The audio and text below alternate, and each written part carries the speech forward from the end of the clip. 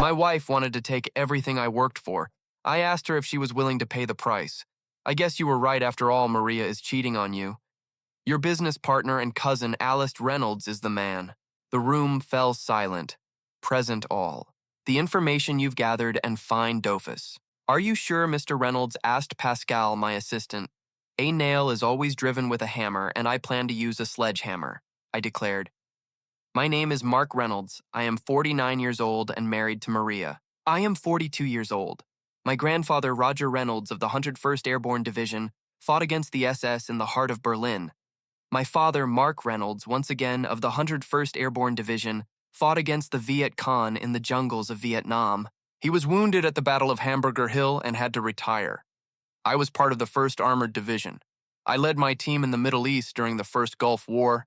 I retired after being hit by small arms fire. In the heart of Kuwait, I still have 3 bullets lodged inside me. The doctors, they decided to leave them there since they didn't pose a risk to me. I returned to my small town.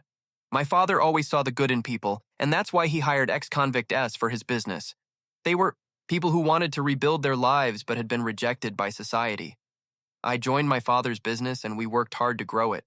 We manufactured small parts for large machines specially designed and patented by my father's company.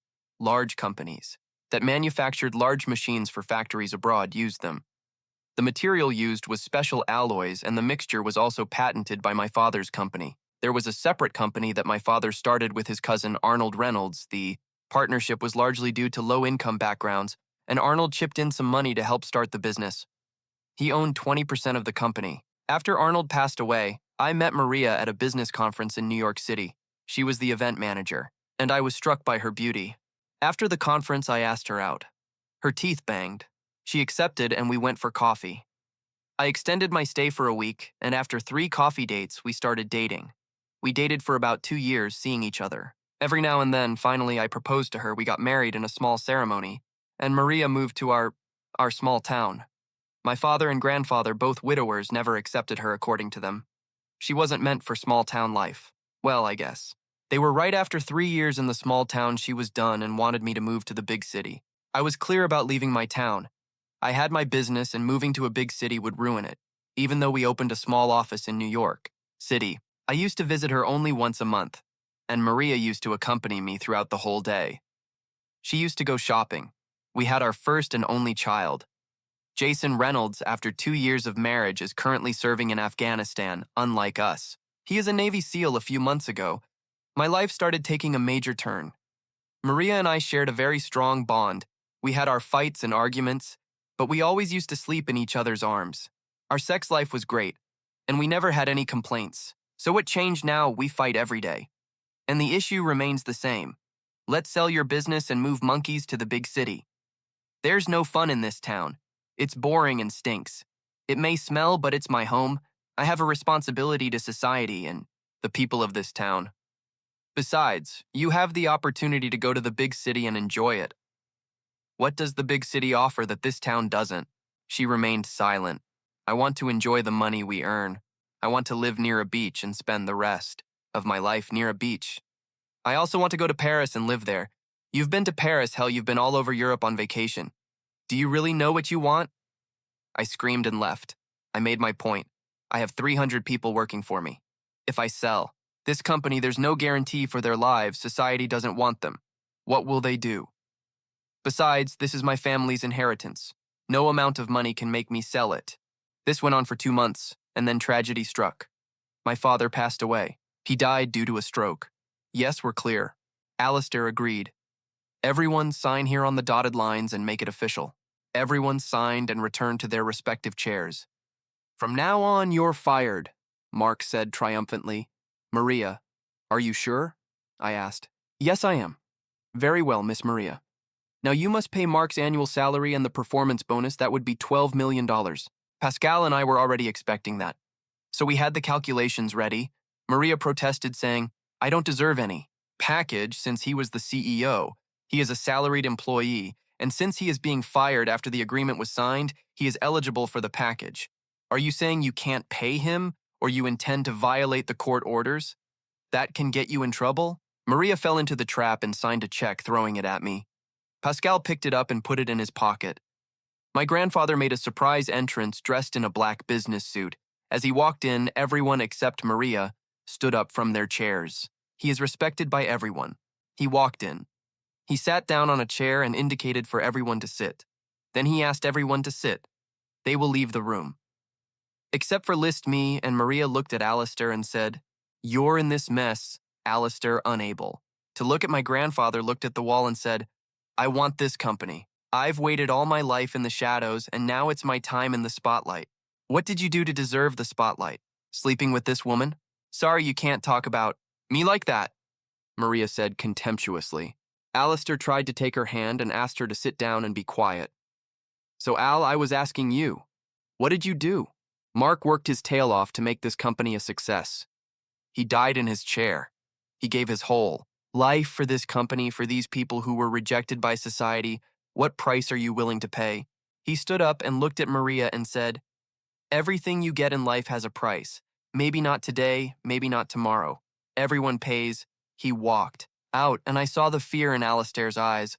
I walked outside and saw my grandfather waiting for me. "You'll need Pascal for a day. I have some emails he needs me to help with." I said I called Pascal, and he quickly took the driver's seat. I sat down with my grandfather in his car. "Tomorrow morning, they'll know why you should never mess with a soldier," he said, closing his eyes. The next morning I woke up, and for the first time in years, I was without thoughts.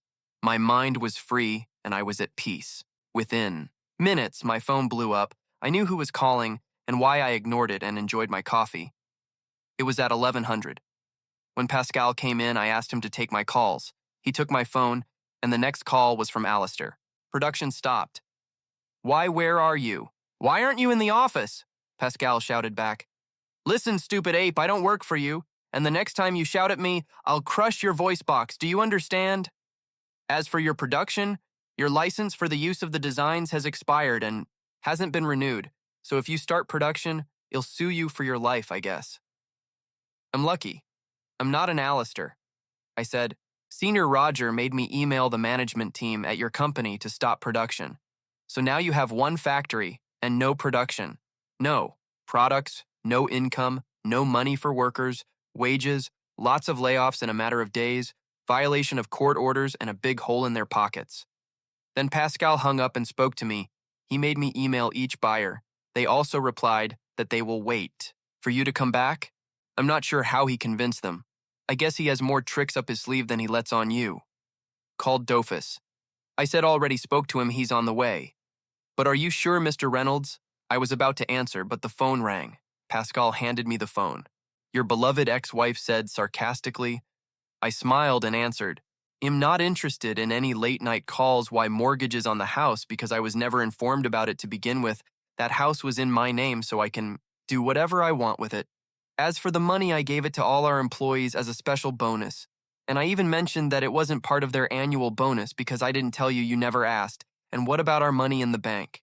She asked. "I gave the money to your son. He will need it when he retires from his job."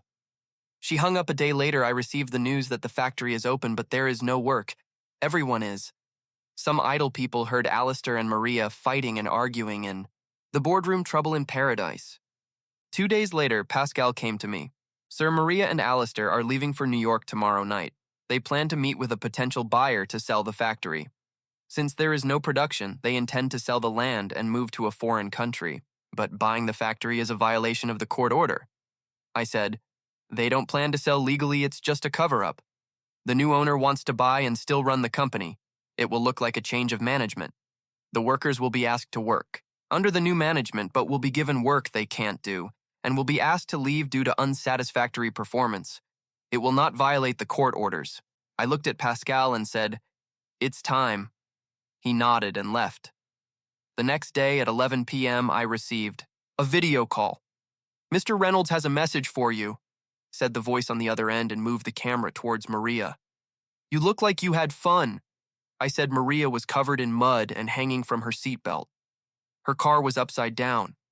Alistair was unconscious and not moving. "Remember the last time we spoke," I asked, "was it worth the risk my father gave? All his life, I gave my whole life. We expect the same from the person who wants to take over Dofus. Please collect the debt." Hung up the next morning. Local News covered the entire incident. New owners of Reynolds works in fatal car accident. Their car was found in the charred valley. Bodies are with Oaks. They were identified by the rings they wore that mentioned their names. I called my son to inform him about his mother's passing and our divorce. He was sad but understood. Informed him he is now one of the owners of the company, and I asked him what he wants to do with it. He said he will delegate the power of attorney to me, and I can handle it. By the end of the day, I became the CEO of the company. Again, the next day, production resumed, and the supply chain was reestablished, given the house belonged half to my son and half to me. I moved back before returning home. I went to see my grandfather. You said we would talk after the divorce. You collected what was owed. He looked at me. Don't lower your head. Boy, we are warriors. We defend and we keep what's ours. We take what's ours. And we don't give or give anything back. You forgot our motto. Meeting. Destiny, I said. Your ex-wife had what was hers. Now it's time for you to take back what's yours and hand it over to our family heir. Did you know Maria was cheating on me after I was done with the army? I worked for the CIA. So even though I'm old, my network is always young. And I know what's going on and where your father and I knew. And we planned to teach him a lesson when the time came. So your father's company was handed over to me. Not you. Could we have stopped?